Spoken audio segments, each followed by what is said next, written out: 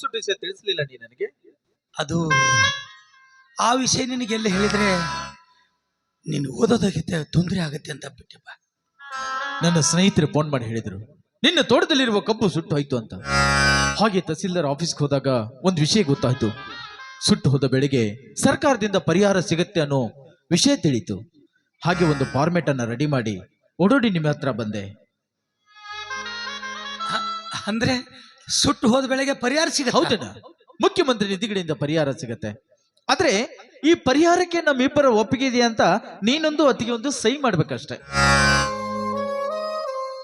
ಅಲ್ಲಪ್ಪ, ಸುಟ್ಟು ಹೋದ ಬೆಳೆಗೆ ಪರಿಹಾರ ಸಿಗುತ್ತೆ ಅಂದ್ರೆ ಖಂಡಿತ ಸಹಿ ಮಾಡ್ತೀವಿ.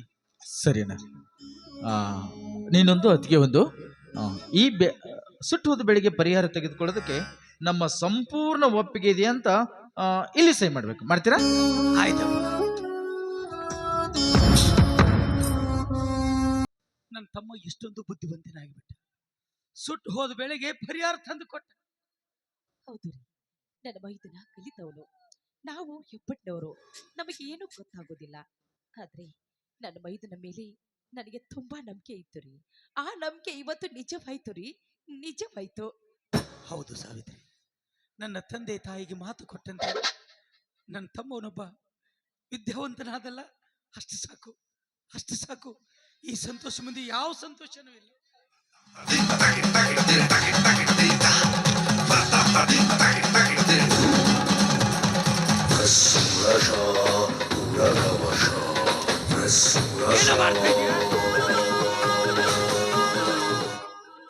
ಸಿಗರೇಟ್ ಸೇತಾ ಇದ್ದೀನಿ.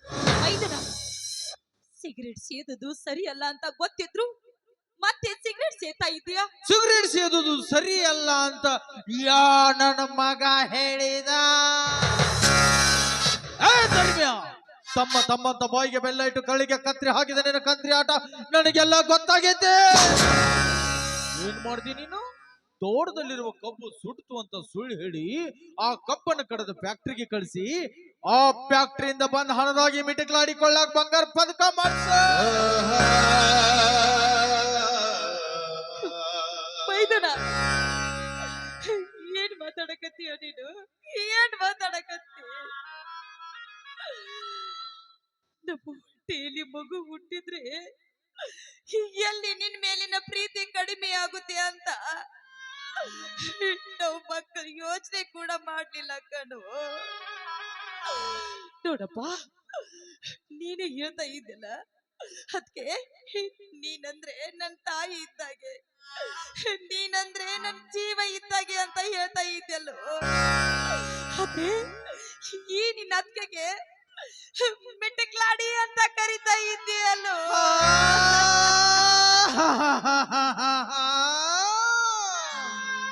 ಮಾಡು ನಾಟಕ ನೋಡು. ಏನಂದಿ ನೀನು? ನಿನ್ನ ಹೊಟ್ಟಾಗ ಮಗು ಹುಟ್ಟಿದ್ರು ನನ್ನ ಮೇಲಿನ ಪ್ರೀತಿ ಕಡಿಮೆ ಆಕೈತಿ ಅಂತ ಮಕ್ಕಳ ಹಡಿದು ಬಿಟ್ಟೆ. ನೀನು ಮಕ್ಕಳ ಹಡಿದು ಬಿಟ್ಟಿದ್ದು ನನ್ನ ಮೇಲಿನ ಪ್ರೀತಿ ಕಡಿಮೆ ಆಕೈತಿ ಅಂತಲ್ಲ, ಮಕ್ಕಳ ಹುಡ್ಸೋ ಗಂಡಸ್ತನ ನಿನ್ನ ಗಂಡಗಿಲ್ಲ.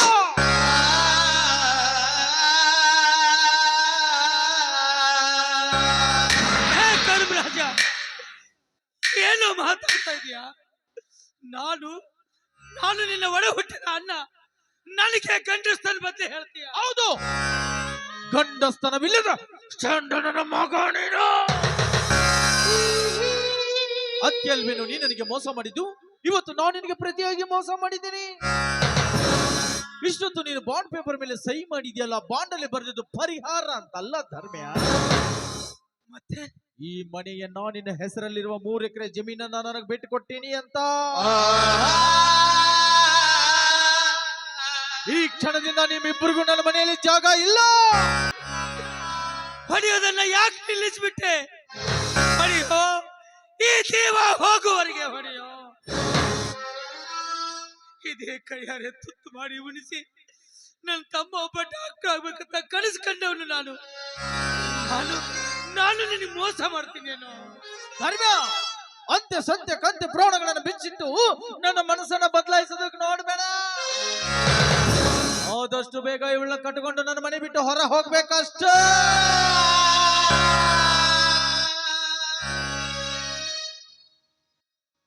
ಹೋಗ್ತೀನಪ್ಪ, ಹೋಗ್ತೀನಿ. ನೀನು ಸಂತೋಷವಾಗಿರ್ಬೇಕಾದ್ರೆ ನಾನು ಮನೆ ಬಿಟ್ಟು ಹೋಗ್ತೀನಿ. ಹೋಗೋಕ್ ಮುಂಚೆ ಹೊಟ್ಟೆ ತುಂಬಾ ಹಸಿತಾ ಇದೆ. ಇದಕ್ಕೆ ತಾನೇ ಹೊಲದಿಂದ ಬಂದೆ, ಅಷ್ಟರಲ್ಲೇ ನೀನು ಬಂದಿದೀಯ. ಹೋಗೋಕ್ ಮುಂಚೆ ಈ ಮನೆಯಿಂದ ಒಂದು ತುತ್ತು ಅನ್ನನಾದ್ರೂ ಕೊಡಪ್ಪ, ಊಟ ಮಾಡ್ಕೊಂಡು. ಹೊಟ್ಟೆ ಹಸಿವಂತ ಬಂದಾಗ ಒಂದು ತುತ್ತು ಅನ್ನ ಕೊಡಬೇಕಾದದ್ದು ನನ್ನ ಕರ್ತವ್ಯ. ಓಯ್, ನಿನ್ನ ಗಂಡಿಗೆ ಹೊಟ್ಟೆ ಹಸ್ತೈತಿ ಅಂತ ಒಳಗಡೆ ಅನ್ನ ಐತಿ ತಂದ ಅವನ ಬಾಯಾಗ.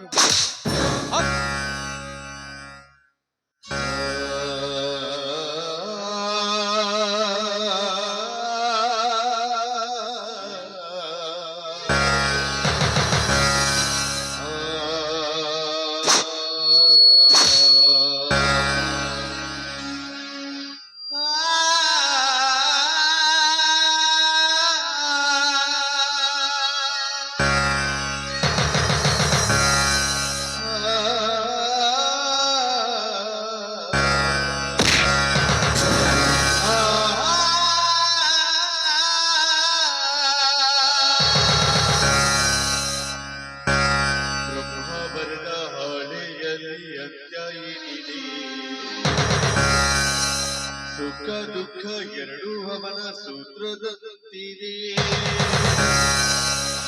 ಬಲಿಯಾಯಿತೆ ಬದುಕು.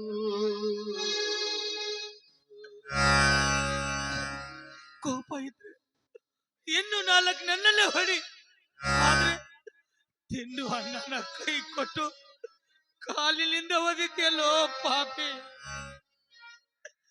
ಅಣ್ಣ ಅಣ್ಣ, ಅದು ನಿನಗೂ ಒಂದಿನ ಬೇಕಾಗತ್ತೆ. ಧರ್ಮ್ಯ, ಬಲ್ಲವರು ಒಂದ್ ಮಾತು ಹೇಳ್ತಾರ, ತಿನ್ನು ಕಾಳಿನ ಮ್ಯಾಲ ತಿನ್ನವನ ಹೆಸರು ಬರೆದಿರಬೇಕು. ನನ್ನ ಮನೆಯಲ್ಲಿರುವ ಅಣ್ಣದಗಳಿನ ಮೇಲೆ ನಿನ್ನ ಹೆಸರು ಬರೆದಿಲ್ಲ ಅಂದ್ರೆ ಆ ಅಣ್ಣ ನಿನಗೆ ದಕ್ಕಲ್ಲ ಧರ್ಮ್ಯ. ಈಗೇನ್ ಮಾಡ್ತೀಯ? ತಿನ್ಬೇಕಂದ ಅಣ್ಣ ಚಲ್ ಹೋಯ್ತು, ಇನ್ನು ಹಸಿವಿ ಹಿಂಗಿಲ್ಲ. ಇದೇ ಜನರಿಗೋಸ್ಕರ ತಾನೇ ನನ್ನ ತಲೆ ಮೇಲೆ ಸಾಲ ಹೊರಿಸಿ ದಾನಸೂರ ಕರ್ಣ ಧರ್ಮಪುರದ ಧರ್ಮರಾಜ ಅಂತ ಬೆರ್ತ್ ಪಡೆದವನಲ್ವಾ ನೀನು? ಈಗ ಹೋಗ್ ಅದೇ ಜನರ ಹತ್ರ ಹೇಳು, ಹಸುವಿನಿಂದ ಬಳಲ್ತಾ ಇದ್ದೀನಿ, ನನ್ನ ಹೆಂಡತಿ ಹಸುವಿನಿಂದ ಕಣ್ಣೀರ್ ಹಾಕ್ತಾ ಇದ್ದಾಳೆ, ಯಾರಾದ್ರೂ ದಾನ ಮಾಡಿ ಧರ್ಮ ಮಾಡಿ ಭಿಕ್ಷಾ ನೀಡ್ರಿ ಅಂತ ಭಿಕ್ಷೆ ಬೇಡ. ಇದೇ ಜನರಿಗೋಸ್ಕರ ನೀನು ಹಾಳಾಗಿದೆಯಲ್ಲ, ನನ್ನ ತಲೆ ಮೇಲೆ ಸಾಲ ಹೊರಿಸಿದೆಯಲ್ಲ, ಇದೇ ಜನ ಎದ್ದು ಬಂದು ಯಾರಾದ್ರೂ ನೀನು ಸತ್ಯವಂತ ಧರ್ಮವಂತ ನ್ಯಾಯವಂತ ನೀತಿವಂತ ಅಂತ ತಿಳಿದು ಎದ್ದು ಬಂದು ನೀನು ತಟ್ಟೆಯಲ್ಲಿ 10 ರೂಪಾಯಿ ಭಿಕ್ಷೆ ಹಾಕ್ತಾರ, ನಾನು ನೋಡ್ತೀನಿ.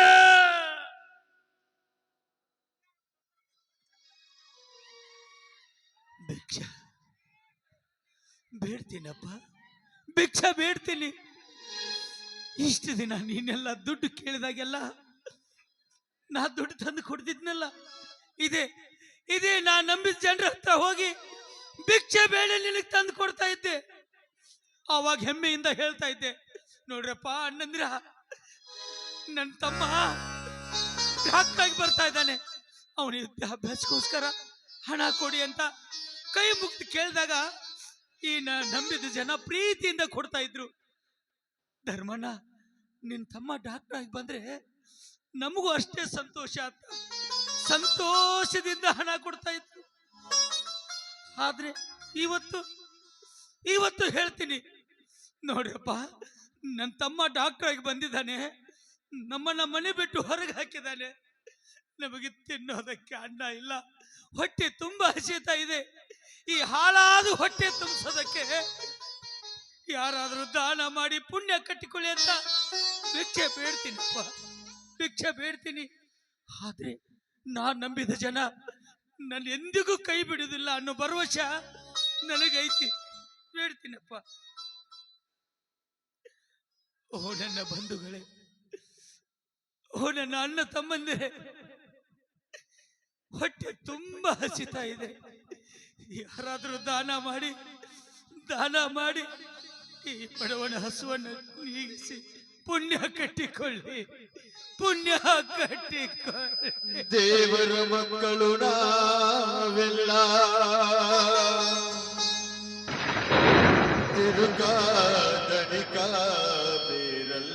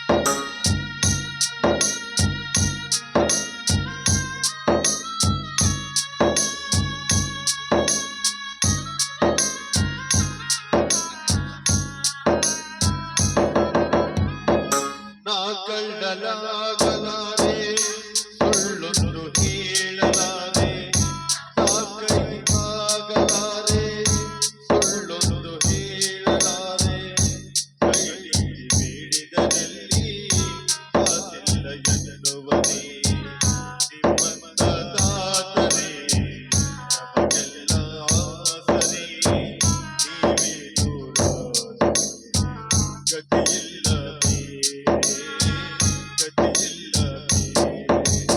ಓವಯ್ಯ ಅಮ್ಮಯ್ಯ ಧರ್ಮಾನೇ ಕಾಯೋ ತಂದೆ ಮತ್ತೊಂದು ನೀನು ಶಿವನೇ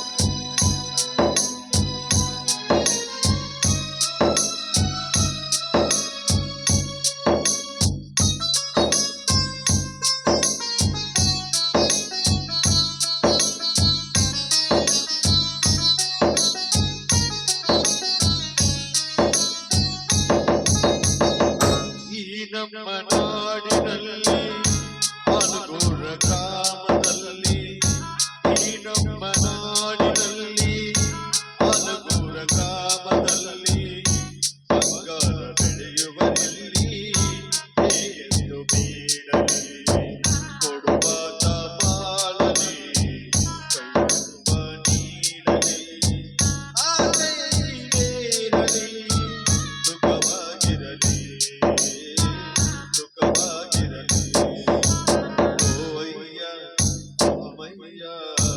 ಧರ್ಮಾನೇ ತಾಯಿ ತಂದೆ ಮತ್ತೊಂದು ನೀನು ಶಿವನೇ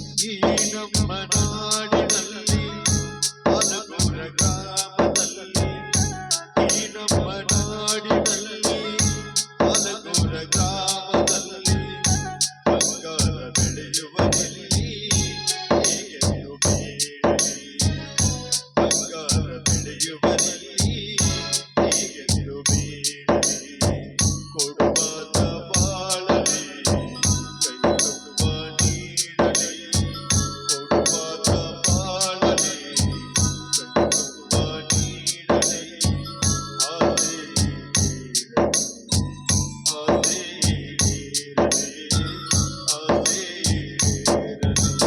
ಓವಯ್ಯ ಅಮ್ಮಯ್ಯ ಧರ್ಮಾನೇ ಕಾಯೋ ತಂದೆ ಮತ್ತೊಂದು ನೀನು ಶಿವನೇ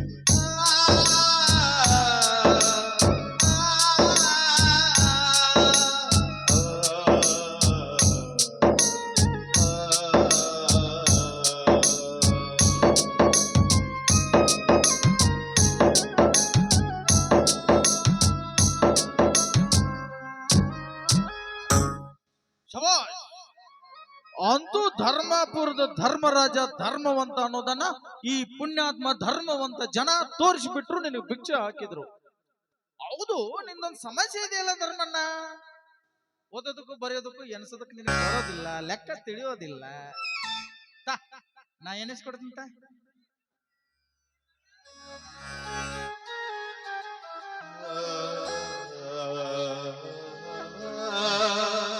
ಏನ ಅವನ್ಗ ಎನಿಸ್ಕೊಡ್ತೀನಿ ನಾ ಒಳ್ಳೆ ಮನುಷ್ಯ ಅಣ್ಣ, ಎನಿಸ್ಕೊಡ್ತೀನಿ ತಡಿ ನೋಡು. ನಮ್ಮ ಅಣ್ಣಗೆ ವಿಶ್ವಾಸ ಐತೆ.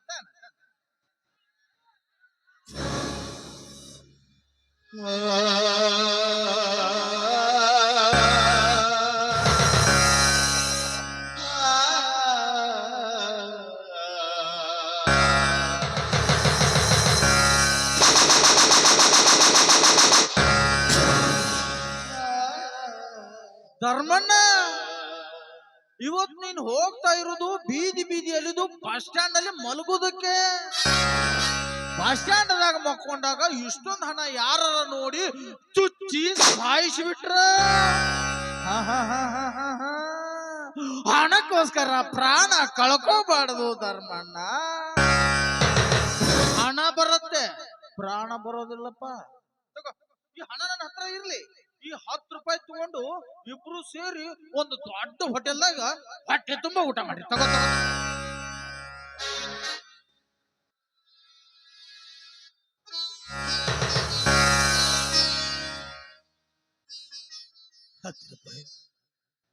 ಹತ್ತು ರೂಪಾಯಿ ತೆಗೆದುಕೊಂಡು ಹೊಟ್ಟೆ ತುಂಬ ಊಟ? ಇಲ್ಲಪ್ಪ, ಇಲ್ಲ. ಈ 10 ರೂಪಾಯಿಯಿಂದ ಏನಾದ್ರೂ ತಿಂದು ಬಿಟ್ರೆ ಇವತ್ತಿನ ನೆನಪು ಮರೆತು ಹೋಗುತ್ತೆ. ಯಾಕಂದ್ರೆ ನಾನು ಮನೆ ಬಿಟ್ಟು ತುಂಬಾ ದೂರ ಹೋಗ್ತಾ ಇದ್ದೀನಲ್ಲ. ತುಂಬಾ ದೂರ ಹೋದ್ಮೇಲೆ ನನ್ನ ತಮ್ಮ ನೆನಪಾದ್ರೆ ಅಲ್ಲಿ ನಾನು ಯಾರನ್ನಪ್ಪ ತಮ್ಮ ಅಂತ ಕರೀಲಿ? ಅದಕ್ಕೋಸ್ಕರ ಈ 10 ರೂಪಾಯಿನ ನನ್ನ ಹತ್ರ ಜೋಪಾನವಾಗಿ ಇಟ್ಕೊಳ್ತೀನಿ. ನನ್ನ ತಮ್ಮ ನೆನಪಾದಾಗೆಲ್ಲ ಈ 10 ರೂಪಾಯಿದಲ್ಲಿ ನನ್ನ ತಮ್ಮನ ಕಾಣ್ತಾ ಹೋಗ್ತೀನಪ್ಪ. ಈ 10 ರೂಪಾಯಿ ನಾನು ಜೋಪಾನವಾಗಿ ಇಟ್ಕೊಳ್ತೀನಿ, ಜೋಪಾನವಾಗಿ ಇಟ್ಕೊಳ್ತೀನಿ. ಬಾಸ, ಇಂದಿನಿಂದ ಈ ಮನೆ ಋಣ ಮುಗಿತು, ಅನ್ನದ ಋಣ ಕಡಿತು. ಎಲ್ಲಿಯಾದ್ರೂ ಬದುಕಿಕೊಳ್ಳೋಣ. ಆದ್ರೆ ತಮ್ಮ, ನಿನಗೊಂದು ಮಾತು ಹೇಳ್ತೀನಿ.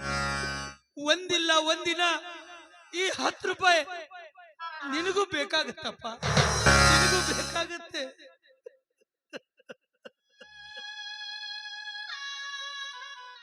ಧರ್ಮ್ಯ, ನಿನಗ್ ಬಾಳ ಬೇಕಾದಂತ ಒಬ್ಬ ವ್ಯಕ್ತಿ ಅದ್ಭುತವಾದ ಒಂದು ಉಡುಗೊರೆ ಕೊಟ್ಟಂತ ವ್ಯಕ್ತಿ ಯಾರು? ಇದರಲ್ಲಿರುವ ಉಡುಗೊರೆ ಏನು? ಬಿಚ್ಚಿ ನೋಡು, ನಿನಗೆ ಅರ್ಥ ಆಗತ್ತೆ.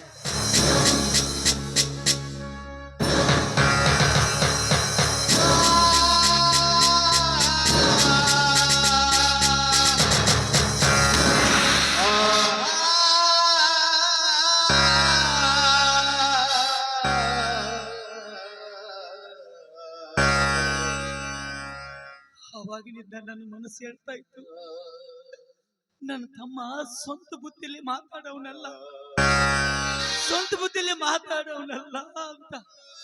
ಆದ್ರೆ ಅದು ಇವಾಗ ಅರ್ಥ ಆಯ್ತು. ನನ್ನ ತಮ್ಮ ನನ್ನ ವೈರಿ ಮಾತು ಕೇಳಿ ಮಾತಾಡ್ತಾ ಇದ್ದಾನೆ. ಏ ಗೌಡ, ಹಿಂದೊಂದು ದಿನ ನನ್ನ ಮಣಿತನದ ಮೇಲೆ ಕಣ್ಣು ಹಾಕಿದ್ದಕ್ಕೆ ಹೆಮ್ಮೆಯಿಂದ ಹೇಳಿ ಬಂದಿದ್ದೆ, ಇನ್ನೊಂದು ಕಾಲಾಗಿನ ಚಪ್ಪಲ್ ಐತಿ, ಅದನ್ನು ನನ್ನ ತಮ್ಮನ ಕೈಯಾಗ ಕೊಟ್ಟು ಕಳಿಸ್ತೀನಿ ಅಂತ.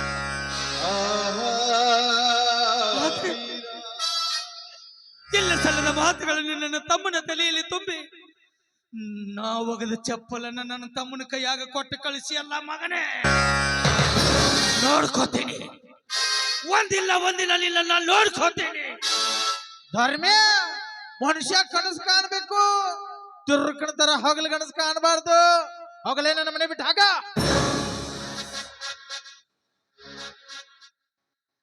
ಹೋಗ್ತೀನಪ್ಪ. ಈ ಮನೆಯನ್ನಲ್ಲ, ಈ ಊರೇ ಬಿಟ್ಟು ಹೋಗ್ತೀನಿ. ಆದ್ರೆ ಹೋಗೋಕ್ ಮುಂಚೆ ನಿನಗೊಂದು ಮಾತು ಹೇಳ್ತೀನಿ. ನಿಧಿ ಇದ್ದ ಮನ್ಯಾಗ ಇದಿ ಹೊಕ್ಕ ಮ್ಯಾಲ ಅಲ್ಲಿ ಯಾರನ್ನು ನಿಂದಿರಿಸಿಕೊಡುವುದಿಲ್ಲ. ಅದು ಮನೆ ಖಾಲಿ ಮಾಡಿಸ್ತಾನ ಇರ್ತೈತಿ. ಇವತ್ತು ನಾ ಮನೆ ಬಿಟ್ಟು ಹೋಗ್ತೀನಿ, ಮುಂದೊಂದು ದಿನ ನೀನು ಮನೆ ಬಿಟ್ಟು ಹೋಗ್ತಿ. ಹಿಂಗ ಹಿಂಗ ಹಿಂಗ ಹಿಂಗ ಬಾ ಸಾವಿತ್ರಿ, ಎಲ್ಲಿ ಆದ್ರೂ ಬದುಕಿಕೊಳ್ಳೋಣ ಬಾ.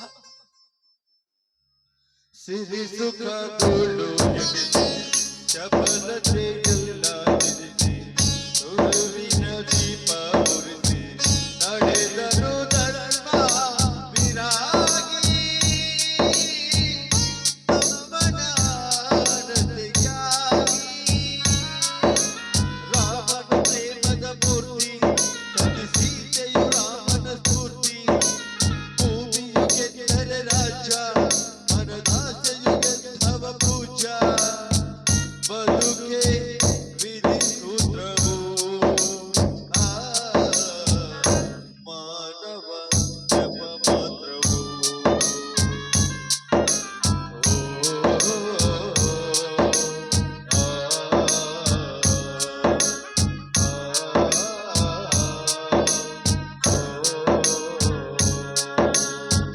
ಜನಕನ ಮಾತಾ